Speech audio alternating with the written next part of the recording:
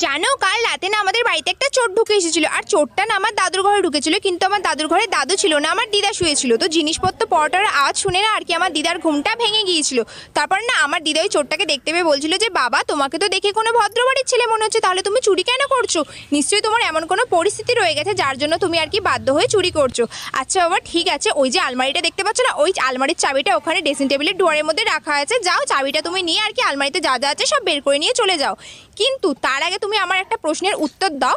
এক্ষুনি না আমি একটা স্বপ্ন দেখলাম, কিন্তু তার মানে বুঝতে পারছি না, তুমি তার মানেটা আমাকে বোঝাও। তো আমার দিদা তখন বললো, আমি না স্বপ্নতে দেখছিলাম যে আমি একটা মরুভূমিতে হারিয়ে গিয়েছি, আর ওই মরুভূমিতে না একটা চিল উড়ে উড়ে আমার কাছে এসে বলছে বাবু বাবু বাবু।